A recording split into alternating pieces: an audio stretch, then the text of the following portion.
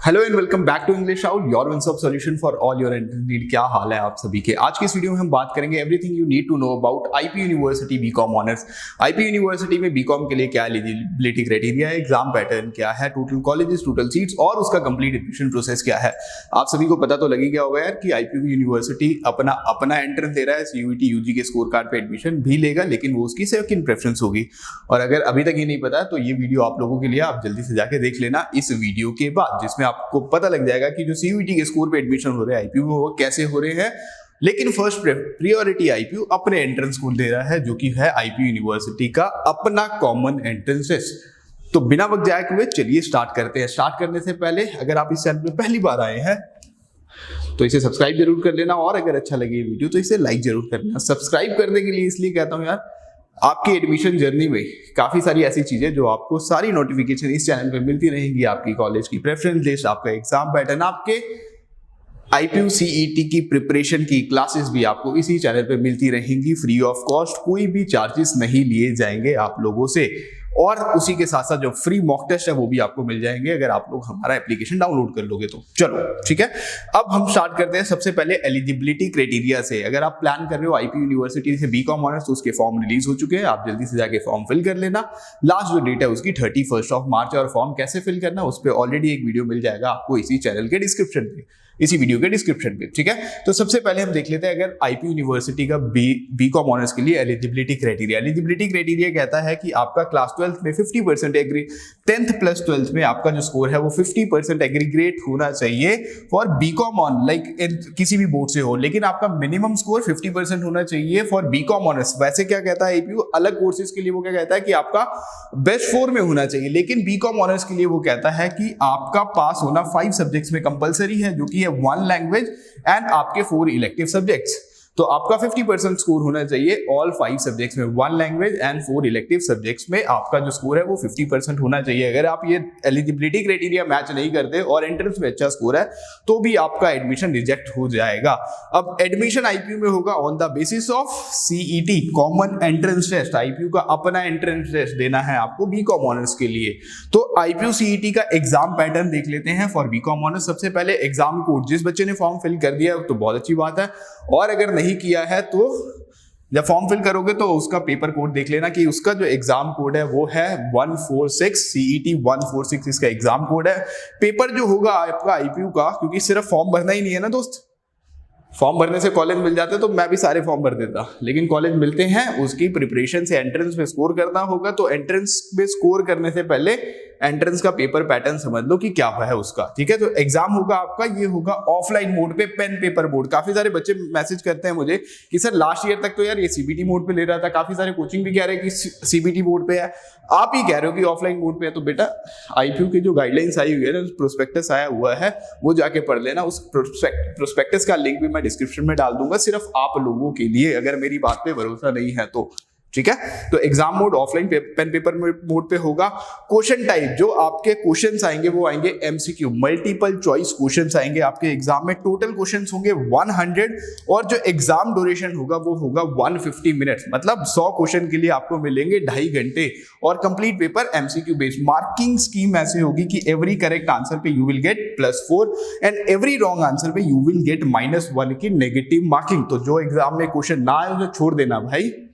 PUBG मत खेलने लग जा रहा कि अंधाधुंध फायरिंग कर दी आपने जाते ही, जैसे पबजी में फायरिंग कर देते ना कि पेपर देखा और भाई टिक मार्क शुरू, ऐसा मत कर देना, क्योंकि मार्किंग यहाँ पे नेगेटिव मार्किंग भी है। और मैंने काफी सारे बच्चों को ऐसा देखा हुआ है कि जो नेगेटिव मार्किंग के चक्कर में एग्जाम से बाहर हो जाते हैं, एडमिशन की रेस से बाहर हो जाते हैं। पेपर तो काफी अच्छा अटेम्प्ट करके आते हैं। अब किसी बच्चे ने लेट से, उस बच्चे ने क्या किया, 60% पेपर अटेम्प्ट किया अपनी सूझबूझ से कि 60% उसे आता था, लेकिन अब वो सोच रहा है कि 40% पेपर मुझे आ नहीं रहा है, लेकिन मैं अटेम्प्ट कर लेता हूं, क्या पता कुछ सही हो जाए।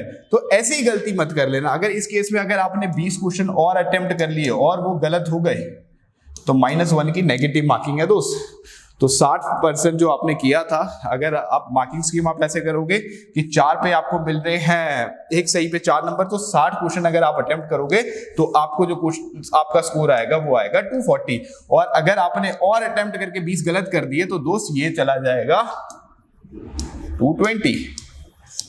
तो अंधाधुंध अगर फायरिंग करोगे तो नुकसान अपना ही करा लोगे, ऐसी गलती मत करना। और अगर आप प्लान कर रहे हो यार आईपी यूनिवर्सिटी के टॉप कॉलेजेस, तो उसमें कितना स्कोर करना है ये मैं वीडियो लेके आऊंगा अपनी नेक्स्ट वीडियो में, आपको इसी चैनल पे मिल जाएगी, इसीलिए इस चैनल को सब्सक्राइब करना मत भूलिएगा। चलो अब हम आ जाते हैं इसके पेपर पैटर्न पर।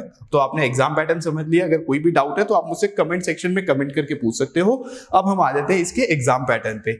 अब एग्जाम पैटर्न पे क्या है कि इसके जो टोटल जो सेक्शन है वो 4 सेक्शन है। आईपीयू के बीकॉम ऑनर्स के लिए 4 सेक्शन होंगे, 4 सेक्शन का एग्जाम होगा। सबसे पहले जनरल इंग्लिश। अगर आप लोग जो सीयूईटी में प्लान कर रहे हो, अगर सीयूईटी के लिए प्रिपरेशन कर रहे हो, तो जो लैंग्वेज का सिलेबस वहाँ है, जो इंग्लिश लैंग्वेज का सिलेबस वहाँ है, वही सेम सिलेबस आईपीयू सीईटी में भी है। इसकी जो वेटेज है वो है 25%। सेकंड आ जाता है लॉजिकल रीजनिंग एंड क्वांट्स, जिसकी वेटेज है 25%। अब काफी सारे बच्चे कहते हैं यार कि सर ये क्वांट्स ना प्रोस्पेक्टस में तो कहीं मेंशन नहीं है, आपने क्यों लिख दिया है? तो बेटा प्रोस्पेक्टस पे रिलाय नहीं करना है। जब आईपीयू के प्रीवियस ईयर पेपर देखोगे ना आप, तो प्रीवियस ईयर पेपर्स में आप देखोगे यार कि कुछ क्वेश्चंस उसने क्वांट्स के भी दे रखे हैं लॉजिकल रीजनिंग के साथ, तो इसीलिए क्वांट्स पढ़ के जाओगे तो फायदा है यार आपका, ठीक है। और अगर नहीं पढ़ के जाओगे तो पेपर के बाद मुझे आके कहोगे यार सर सही कह रहे थे आप, मैंने पढ़ा ही नहीं बस। तो अभी बात मान लेना कि 25% की वेटेज होगी लॉजिकल रीजनिंग और क्वांट्स की, और 25% वेटेज होगी इंग्लिश की। उसके बाद तीसरा सेक्शन आ जाता है डीआई, डेटा इंटरप्रिटेशन, जिसकी वेटेज है 35%। आप देखोगे चारों सेक्शन में सबसे ज्यादा वेटेज अगर किसी की है वो है डीआई की, तो मेक श्योर कर लेना कि डीआई आप अच्छे से पढ़ के जाओ, ठीक है। उसके बाद 15% जो वेटेज रहेगी वो रहेगी जीके की, GK and current affair. IPU CET में स्टैटिक वाले पार्ट में ज्यादा फोकस ना करके अगर आप करंट अफेयर के पार्ट पे ज्यादा फोकस करोगे तो जीके में अच्छे नंबर मिल जाएंगे आपको, ठीक है। तो ये थी ये 4 सेक्शन और 4 सेक्शन की कॉमन वेटेज, कि हर एक सेक्शन के लिए जो वेटेज है वो 25 for English, 25 for logical reasoning and quants, 35 for DI and 15% for English. अगर और कोई भी डाउट है तो कमेंट सेक्शन में कमेंट करके पूछ सकते हो। और बहुत जल्द आपको इस पे वीडियो मिल जाएगी इसके कंप्लीट सिलेबस के ऊपर भी, कि इंग्लिश का क्या सिलेबस है, डीआई का क्या सिलेबस है, एलआर और क्वांट्स का क्या सिलेबस है, और जीके का क्या सिलेबस रहने वाला है फॉर बीकॉम ऑनर्स। अब हम देख लेते हैं टॉप कॉलेजेस और टोटल कॉलेजेस, टॉप कॉलेजेस और टोटल सीट्स कितनी है। अगर आप लोगों ने अप्लाई कर ही दिया है यार तो देख तो लो कि कॉलेजेस कितने हैं। टोटल 23 कॉलेजेस है in Indraprastha university for BCom honours.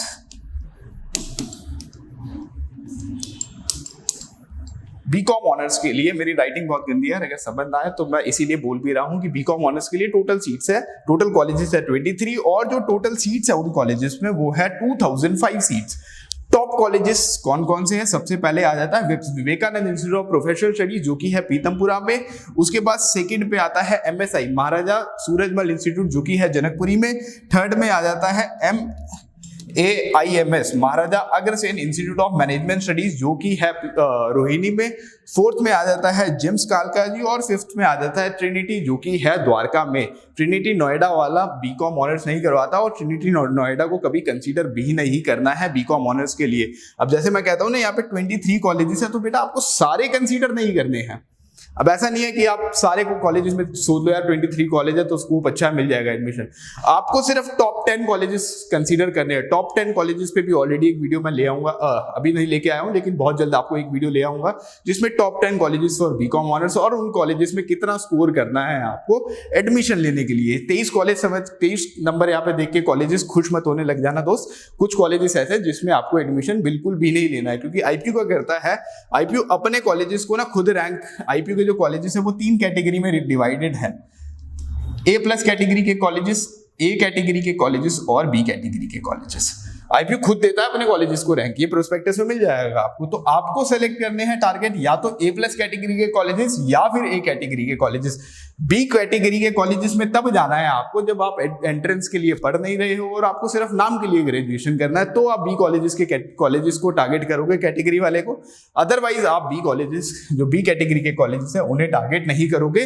तो इस पे मैं ऑलरेडी एक वीडियो लेके आ चुका था जो आपको इस चैनल पे मिल जाएगी, ठीक है, जो कैटेगरी वाइज। अब हम समझ लेते हैं उसका कंप्लीट एडमिशन प्रोसेस, कि चलो सर, अब आप कहोगे सर आपने ये तो बता दिया, चलो मुझे समझ आ गया, एलिजिबिलिटी क्राइटेरिया समझ आ गया, एग्जाम पैटर्न समझ आ गया, टोटल कॉलेजेस टोटल सीट समझ आ गई, अब मुझे ये तो बता दो एडमिशन होगा कैसे।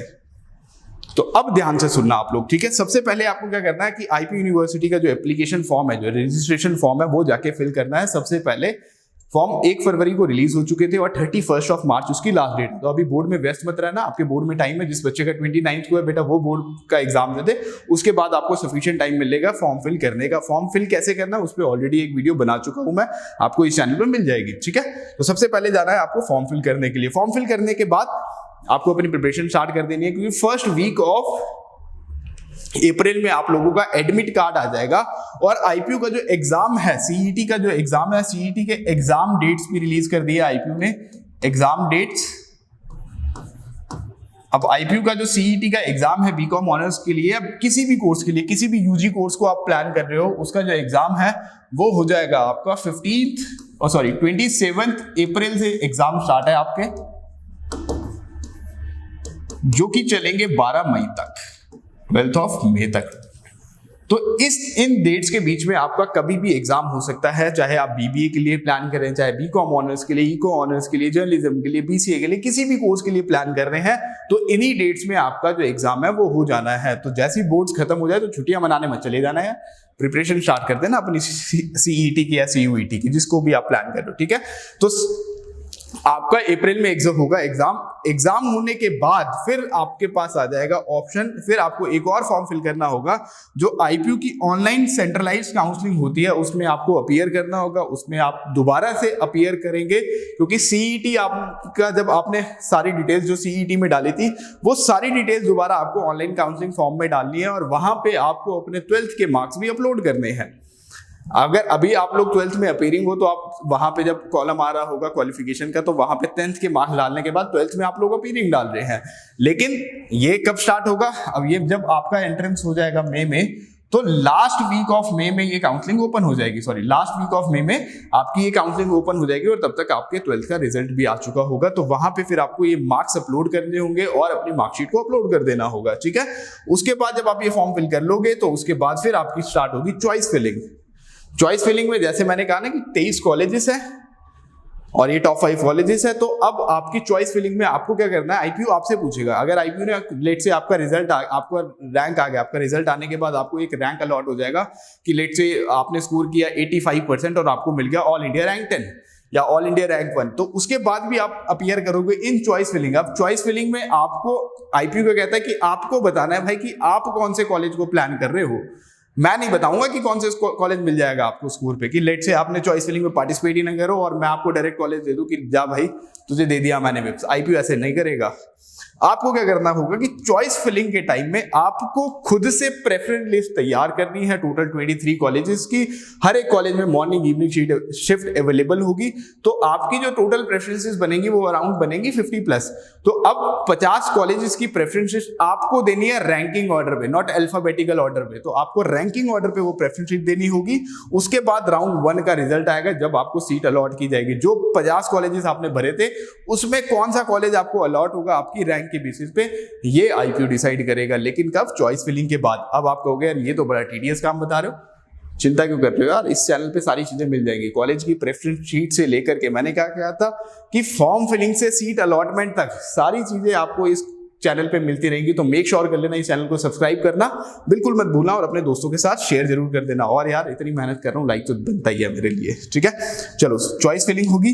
चॉइस फिलिंग के बाद फिर आएगा आपका सीट अलॉटमेंट रिजल्ट। पहला रिजल्ट, आईपीयू के 3 राउंड्स होते हैं काउंसलिंग राउंड में, राउंड 1, राउंड 2, राउंड 3। लेट से राउंड 1 हुआ, राउंड 1 में आपको कोई कॉलेज अलॉट नहीं हो रहा तो आप राउंड 2 में जाओगे। और अगर राउंड 1 में आपको 50 कॉलेज, इसमें कोई भी एक कॉलेज अलॉट हो गया, तो अगर आप उस कॉलेज से सेटिस्फाइड नहीं हो तो फिर आप राउंड 2 में जाओगे उस कॉलेज के अपग्रेडेशन के लिए, कि आप चाह रहे हो कि नहीं यार कॉलेज अपग्रेड होके मिल जाए। लेकिन वो कब मिलेगा, सीट अलॉटमेंट रिजल्ट आ गया, आपको एक कॉलेज मिल गया, उस टाइम में अगर आप लोगों को राउंड 2 में जाना है तो आपको फी पे करनी होगी 60,000 रुपीज, जो कि सीट अलॉटमेंट फी है, वो आपको पे करनी ही होगी। और ये जो 60,000 रुपए है ना दोस्त, ये घबराना मत, आपकी जो टोटल फीस है ना आईपीयू में उसी का पार्ट है, ये आपकी टोटल फीस में से डिडक्ट कर दिए जाएंगे एट द टाइम ऑफ जब आप एडमिशन के लिए जाओगे कॉलेज में और कॉलेज में फीस पे करोगे। तो 60,000 लेट से अगर किसी कॉलेज की फीस है, आईपीयू के कॉलेज की फीस है 1,20,000 1,30,000, तो उस टाइम पे आपको 60,000 काट के जो रिमेनिंग अमाउंट है वो पे करना होगा कॉलेज को, ठीक है। लेकिन अब ये सीट अलॉटमेंट फीस किस बच्चे को पे करनी है? जिसको किसी भी राउंड में कॉलेज अलॉट होगा। लेट से आपको फर्स्ट राउंड में कॉलेज अलॉट हुआ तो करोगे। कोई बच्चे ऐसे होंगे जिनको कॉलेज अलॉट ही नहीं हुआ, तो बेटा आप लोगों को नहीं करनी है, आप लोगों के लिए कोई फीस नहीं होगी, ये उस बच्चे को पे करनी होगी जिसको कोई कॉलेज अलॉट होता है। अब मैं कह रहा हूं यार कि आपको अगर 50 आपने प्रेफरेंसेस भरी और आपको 50 नंबर वाला कॉलेज भी अलॉट हो रहा है ना, तो भी आपको काउंसलिंग में पार्टिसिपेट करना चाहिए, आपको सेकंड राउंड में जाना चाहिए और आपको फी पे कर देनी चाहिए। और अब आप कहोगे सर फी पे कर दी और लेकिन मुझे कॉलेज में एडमिशन नहीं लेना, तो रिफंड ले लेना आईपीयू से। आईपीयू कहाँ कह रहा है कि भाई ये 60,000 रुपये रिफंडेबल नहीं है। आईपीयू का प्रोस्पेक्टस पढ़ोगे सारी चीजें मिलेंगी आपको। 60,000 रुपये रिफंडेबल होंगे जब तक 3 राउंड, उसके बाद चौथा राउंड स्लाइडिंग राउंड, स्लाइडिंग के बाद स्पॉट राउंड तक आप अपनी इस फीस को रिफंड कर ले सकते हो। अगर आपको लग रहा है कि यार मुझे मेरा बेस्ट कॉलेज नहीं मिला, यार जो कॉलेज आपको अलॉट हुआ है वो कॉलेज आपको नहीं चाहिए, तो 60,000 रुपये वापस ले लेना आईपीयू से। हाँ, बस ये मत सोचना कि आईपीयू आपने कह दिया, आपने मेल डाला 60,000 रुपये वापस करो, तो आईपीयू ने कहा भाई ले जा। 15 दिन का टाइम लगता है उसमें, 15 to 30 डेज का टाइम लगेगा, लेकिन आपका जो पैसा है वो रिफंड आ जाएगा, ठीक है। तो घबराने वाली कोई बात नहीं है। और अब जब सीट अलॉटमेंट फीस आप पे कर दोगे तो उसके बाद आपके पास आएगा फ्रीज एंड फ्लोट का ऑप्शन। एक एग्जांपल के तौर पे यहां समझाता हूं। जैसे ये मेरी प्रेफरेंस लिस्ट है, ठीक है। अब लेट से मैंने ये क्या किया कि ये मेरी प्रेफरेंस लिस्ट है, मैंने अपने आईपीयू को प्रेफरेंस लिस्ट तैयार करके दे दी। मैंने पहले पे रखा विप्स, एमएसआई, अग्रसेन, उसके बाद रखा जिम्स और ट्रिनिटी, ठीक है। ये 5 कॉलेजेस मैंने रखे। अब फर्स्ट राउंड का रिजल्ट पे मुझे कॉलेज अलॉट हो गया जिम्स कालका जी मुझे फर्स्ट राउंड में अलॉट हो गया है। लेकिन अब मैं चाह रहा हूं यार कि मुझे ना ये कॉलेज नहीं चाहिए, मुझे चाहिए महाराजा सूरजमल, और मैं सेकंड राउंड में पार्टिसिपेट करना चाह रहा हूं, या मैं चाह रहा हूं कि यार मुझे महाराजा सूरजमल ही चाहिए। तो उस केस में आपको जो सीट अलॉटमेंट फीस है, जब आपको कॉलेज अलॉट हो गया तो कॉलेज अलॉट होने के बाद आपको ये जो 60,000 रुपए है ना यार, ये आपको पे करने होंगे। जो 60,000 रुपीज फी है ये आपको पे करने होंगे। जब ये पे कर लोगे आप, तो आपके पास ऑप्शन आएगा फ्रीज एंड फ्लोट का। अब फ्रीज का मतलब कि अगर आप इस कॉलेज से सेटिस्फाइड हो, आप चाह रहे थे कि यार चलो ये कॉलेज भी ठीक है, मिल गया है मुझे, मैं ले लेता हूं, इसमें मुझे नहीं जाना यार, और राउंड्स में नहीं जाना, मुझे सरदर्दी नहीं पालनी है, और तो आप अपनी सीट को फ्रीज कर लोगे। तो इसका मतलब कि आपने पहले ही राउंड में अपनी सीट को कंफर्म कर लिया। उसके बाद जब ऑफलाइन डॉक्यूमेंट वेरिफिकेशन होंगे कॉलेज में, तब आपको जाना है और आपको अपने कॉलेज में रिमेनिंग फीस देके आपकी क्लासेस स्टार्ट हो जाएंगी 1 अगस्त से, ठीक है। लेकिन अगर आप चाह रहे हो कि नहीं यार मुझे ये कॉलेज नहीं चाहिए, मुझे तो चाहिए महाराजा सूरजमल या विप्स में से कोई और, तो उस केस में फिर आपके पास जो ऑप्शन आएगा सेकेंड ऑप्शन, जो कि है फ्लोट का। तो आप फ्लोट पे क्लिक करके सेकेंड राउंड पे मूव कर जाओगे। लेकिन फ्लोट के ऑप्शन पे कब क्लिक कर सकते हो आप? जब आप फीस पे कर दोगे 60,000 रुपीज, ठीक है। तो आपने क्या किया कि, और 60,000 रुपीज भी जब फर्स्ट राउंड का रिजल्ट आएगा ना, उसके बाद 1 हफ्ते के टाइम में ही आपको फीस पे कर देनी है। ऐसा नहीं है कि आपको कॉलेज अलॉट हो गया उसके 1 महीने बाद आप जागोगे कि नहीं यार अब मैं फीस पे कर देता हूं। तो अगर बाद में अगर आप सोचोगे, अगर आपने उस टाइम पीरियड पे फीस पे नहीं की, तो भाई आप काउंसलिंग राउंड से बाहर हो जाओगे। फिर ना आप सेकंड में पार्टिसिपेट कर पाओगे, ना थर्ड में, फिर आप सीधा जाओगे स्पॉट राउंड में। स्पॉट राउंड होता है वो बाद में समझाऊंगा अपनी अगली वीडियोस में, ठीक है। इस वीडियो को ज्यादा लंबा नहीं करते। तो आप अगर जिम्स मिल गया, आप चाह रहे हो कि अपग्रेड हो जाए, तो आप क्लिक करोगे फ्लोट पे, और जब आपने फ्लोट कर दिया तो फ्लोट करने के बाद आप सेकंड राउंड में मूव करोगे। सेकंड राउंड में अब आपने क्या किया कि प्रेफरेंस आपकी सेम रहेगी। अब सेकंड राउंड में आपको कॉलेज होगा अपग्रेड होके मिलेगा। जब सेकंड राउंड का रिजल्ट आएगा तो आपको कॉलेज अपग्रेड होके मिलेगा। अब बच्चे कहते हैं कि सर जब मैं फ्लोट पे क्लिक करूंगा तो ऐसा तो नहीं होगा कि जो सीट मुझे मिली थी वो भी गवा बैठूं मैं, या मेरा जो सीट थी वो कॉलेज का जो प्रेफरेंस है वो डिग्रेड हो जाए, ठीक है। एक चीज को समझना, यहां पे ध्यान से समझना कि जब आप फ्लोट पे क्लिक करते हो ना, और अगर आपका सेकंड राउंड में कॉलेज अपग्रेड नहीं हो रहा है तो डिग्रेड भी नहीं होगा।